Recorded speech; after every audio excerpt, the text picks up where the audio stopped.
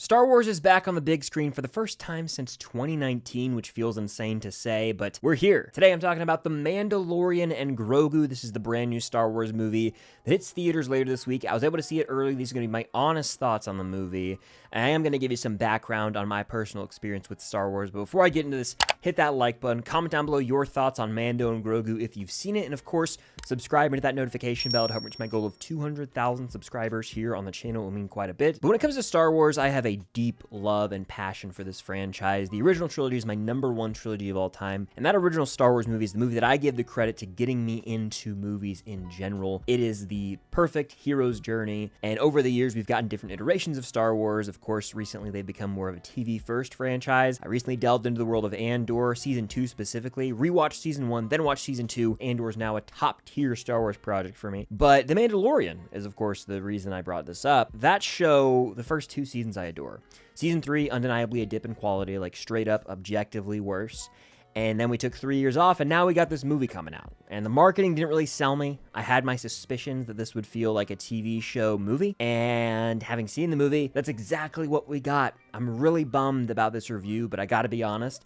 And it's coming from a place of someone who loves Star Wars, but I'm just going to lay it all out. So when it comes down to it, guys, not a lot of pros here. Usually I try and start with some positives. I might sprinkle them in throughout. This is just going to be more of a frustrated review, and that's just the way it's going to have to be. So I got to say, it feels very clearly like 3 to 2.5 episodes of the show condensed into one movie, and it plays out much more like a special presentation or one long episode of TV as opposed to a cinematic experience. It's being sold and marketed as filmed for IMAX, must see on the big screen. Nothing about this final product screams theatrical experience. In fact, I'm going to encourage everyone watching this, if you're on the fence, if you want to save your money for other movies this summer, please do, because you can watch this on Disney Plus probably in August. In about 3 months, this will be streaming on Disney Plus, and it will just feel like 3 episodes of The Mandalorian. This movie's pacing is problematic, because it does very clearly feel like maybe, a scrapped season 4 of Mandalorian, or half that season even, trying to condense ideas from those scripts into one single movie. It comes off as very wonky with its pacing, okay? There are moments where, that's the end of a TV episode, and then we gotta wait 20 more minutes and kind of just trudge through nothingness. A lot of meandering, a lot of just standing around, characters not even really speaking, and so because of that, anytime there's an ounce of momentum, things come to a halt. They screech to a halt, and it kills the overall viewing experience. There's never really any moment where you're like, oh, I'm so locked in right now. I found myself waning with my interest just because time and time again, things might pick up a little and then bam, it's like the episode ends and you have to start it all back up again. So it's like you have to re-energize yourself throughout this movie to try and keep your interest there, and it just didn't work. It's horribly paced, moves at a snail's pace, so slow, guys. I can't make this up. 2 hours and 12 minutes is way too long for Mando and Grogu. On top of that, there's really no investment. At least on my end, I struggled to buy in. I think Mando and Grogu are 2 characters whose arcs have pretty much come to a close. They ended really at the end of Season 2 when Luke Skywalker comes on, saves the day, and he takes Grogu with him.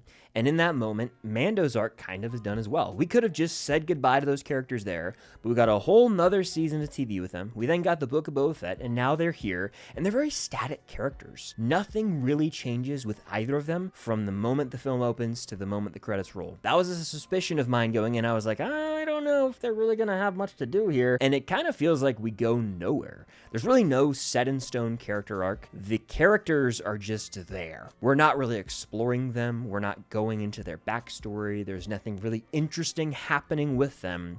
They are just stand-ins to allow for Star Wars-y moments here and there, and those are kind of far and few in between, so you're left with a nothing burger, really, when you sit down and break this thing down, and that blows my mind, especially for a movie probably has a pretty fat budget, and that's, again, over 2 hours long. For me to sit here and say, felt like nothing really happened, that's a damn shame. What infuriated me was how emotionless this movie was. You can only go so far with the Mando and Grogu dynamic. It's kind of run its course through 3 seasons and half of the Book of Boba Fett.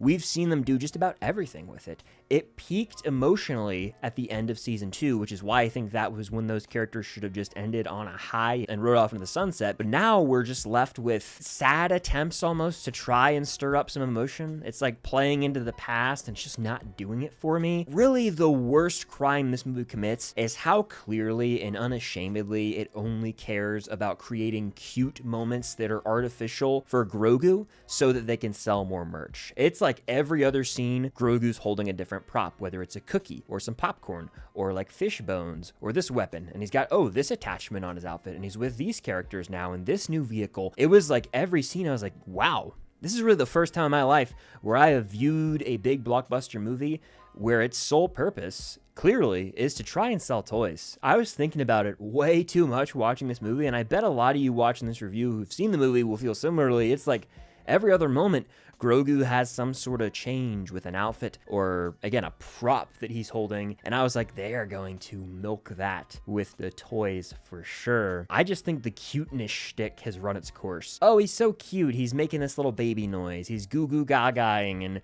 oh, don't touch that, silly. You can't do that. That's going to get us into trouble.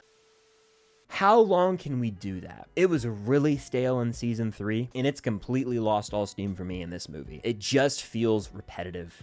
Guys, can you imagine if we still had Baby Groot in the Marvel Cinematic Universe and they never moved on from it? It worked really well in Guardians 2. Baby Groot also technically spoke and had more depth at that point. You're losing me here with Grogu. It's becoming more and more obvious. You don't know what to do with the character. The most interesting element of him has kind of been sidelined. He obviously chose Mando and left Luke, but they aren't even really going to explore the Jedi route with this character, so what is there to really do here? You want to really get down to the nitty-gritty of it as well with Grogu. This movie's so peculiar with how it chooses to use him because he has the ability to use the Force. It's used in this film, but sparingly. It's like, oh, there's a high-stakes moment in the first act and the second act. Grogu can't use the Force there, but don't you worry.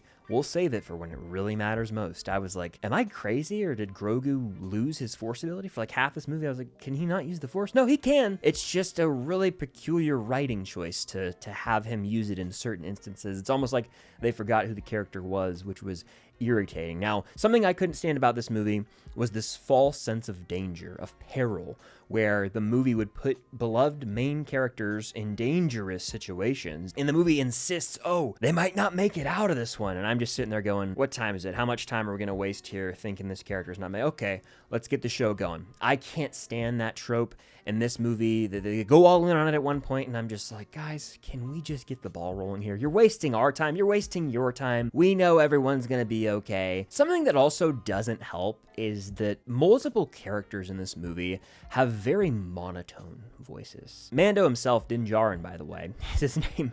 He doesn't do that much. You can tell Pedro Pascal's not in the suit a ton. He's just in the voice booth as he was for season 3. And the character has a very monotonous voice, doesn't have the most emotional inflections, and so you're not as bought in as you might hope. But then the third most important character in this movie comes in. Rotta the Hutt, mind you. This is Jabba's son, voiced by Jeremy Allen White. For some reason, they just decided to have him in the movie. You can't really even tell it's him. And it is so clearly just Jeremy Allen White standing in a booth, reading lines as I'm speaking right now. My dad was Jabba. Imagine trying to stand on your own when your dad's Jabba the Hutt. It's pretty hard. And they just did some sort of voice modulation or editing in post to make it sound a little deeper and Hutt-esque, because it's just Jeremy Allen White speaking, and he probably got paid fat to do so, and for some reason it's Jeremy Allen White. He's second billed on the opening credits. I don't know why. Don't know why they cast him. They could have used any voice actor, given a chance to a young gun, but they decided to go with him for some strange reason. Not to go on too much of a rant here, but for those who might or might not know, Rotta the Hutt was in the 2008 Clone Wars animated film. One of the main characters, Ahsoka and Anakin, are involved on this mission to essentially rescue him. He's back. And I gotta say this, okay? Dave Filoni, co-writer of the film, Jon Favreau directed it. Filoni in particular, though, why is he so obsessed with bringing back characters or arcs from animated series like Clone Wars or Rebels that no one asked for? No one cares about Rotta the Hutt. Why is he the third most important character in this movie? His presence lends itself to CGI slop. And I hate to say slop, I think it's an overused word in today's movie space online, but there are multiple sequences in this movie where I was like, this is literal slop. There's one where it's Rotta and Mando in an arena, and there's like 7 other CGI monstrosities around them. These creatures that just don't even really feel Star Wars. It's just like blobs, alien blobs, and they were having an all-out war, and I'm just like, this is the current state of Star Wars? This is how liberty dies, with thunderous applause? I was beside myself watching it. Then there's another moment in the film where some Hutts are going at it, rolling around like pigs in the mud, and I was just astonished, really, that this is where we are right now. The greenlit idea for a big budget Star Wars movie was to involve the Hutts again. And then visually, the movie's just stale. There's this whole IMAX gimmick, and yeah, there are some aspect ratio changes that feel very forced. There are also a lot of planetary settings that are stale to me. There's one moment where Mando and Zeb, by the way, from Rebels, is a shining light in this film. They're like on an escape mission in like this desert setting. Very bland. Felt like, again, something that was straight to streaming. There's multiple swamp settings throughout the film that just don't feel that authentic to Star Wars. A lot of this felt like it was filmed in the studio, clearly, and that's a bummer. Again, that lends itself to straight to streaming when this is a Star Wars movie meant to be seen on the big screen, allegedly. I don't know if I can vouch for that, though. So if you're looking at this movie structurally, none of the characters really experience change or have a meaningful arc. The plot feels like a few episodes of a TV show condensed into one, so it's a bit messy, choppy, one could say. And because of the poor pacing, there are chunks of this movie where it feels like characters are just standing around waiting. Visually, the movie's stale. There's a lot of CGI sloppiness going on. Hell, even the character Embo is like full CGI. This is another one of the characters from the Clone Wars who shows up because there's an obsession right now with Filoni and Favreau to bring back animated characters in live action and be like, look at what we created, look at this thing. Embo's cool. He's way cooler in the animated show than he is here. So it's visually bland, and all of the structural elements of the film, from the character arcs to the storytelling to the plot, they just fall flat. The final product is an overlong movie that should have just been The Mandalorian Season 4 or The Mandalorian and Grogu special presentation that's 2 hours long. Did not belong in a theater, and I don't understand the decision for this to be the first Star Wars film since 2019. Blows my mind, especially when the opportunity was there in 2022 for them to make Obi-Wan into a film. They decided to make that into a 6-episode miniseries for some reason, when that would have made $1.5 billion, and they could have just made that 10 times better and put it in theaters. Now, of course, it's a Star Wars movie at the end of the day. There are things that you can take away from this and enjoy, right? You got Star Wars imagery. There's X-Wings. The Force is used. Mando and Grogu were lovable enough at times in the past that you can still have some attachment to them here, but this is probably the worst version of their characters, so there's Star Wars imagery. You're like, oh, that's a cool shot. That's kind of an homage to something from the past. The score from Ludwig Göransson is the biggest highlight for me. He cooked with the Mandalorian theme initially. He's back here. There's some fun, like, upbeat pop, almost like club-type tracks here that lend themselves to the planetary settings that they're on. And Martin Scorsese is like, very briefly in this. He's pretty funny, actually. Scorsese, seeing his name in the opening credits got a kick out of me for sure. You know, there's moments here and there, little flashes where I'm like, this could have been something. It would have been cool to expand on this character more in an episode of the TV show, but it ultimately was released in theaters, and we got what we got. The Mandalorian and Grogu, to me, is a misfire. It is a dud. It's a bore. And I hate to say that because I love Star Wars so much, and I love the first 2 seasons of this TV show, but it is inexcusable and makes zero sense to me that this was not just put on Disney Plus as a new season or some sort of special, because to market this as some IMAX experience that must be seen on the big screen is fraudulent, in my opinion. The only comparison I can really think of recently is how Moana 2 was literally a condensed version of the Moana TV show. That was scrapped and they made it into a movie. That's basically what this is. Anyone involved, Favreau, Filoni, they can say what they want about the production of season 4, the timeline, and how, oh, that was its own thing, we scrapped it, and then we made this movie. This was going to be Mando season 4, and they decided to make it a movie. It was a mistake. I'm absolutely bummed to say it, because I wanted to love this, I wanted to like this, but this was a dud. A dud. It was emotionally empty, visually a misfire, and no one experienced change in this movie. It's a nothing burger. Nothing happened. Nothing of value happened in this movie. It's a low-tier Star Wars movie. I'll have an updated ranking later this week, but I gotta stop yapping. I could keep this thing going forever and ever, kind of like the movie itself. I wasn't a fan. It's one of the worst movies of the year to me. It's one of the worst Star Wars movies, And this comes from a place of passion. I love this franchise, but when Andor just came out last year, season 2, and you can see what the brand is capable of, you can't just let these things slide and be like, well, it's Star Wars, you know? It's got cute moments. There's glimpses of fun. That's bullshit. Star Wars should be held to a higher standard, and to just blindly accept this, unacceptable in my opinion. To each their own, but I'm just speaking my truth here. I cannot fathom where this brand is at, especially on the movie side of things in the year 2026. I don't think I'll ever understand it, but at least we have Andor, and you know, maybe we'll get some exciting movies here in the future. But Mando and Grogu, a dud, a misfire. Really hate to say it. Hope you guys enjoy, though. Let me know what you think in the comments down below. Hit that like button, subscribe to that notification bell, and be on the lookout for more videos coming very soon, including my updated Star Wars ranking. Rewatched all the movies. Can't wait to share that with you later this week. But thank you guys, as always, for watching, and until next time, may the Force be with you.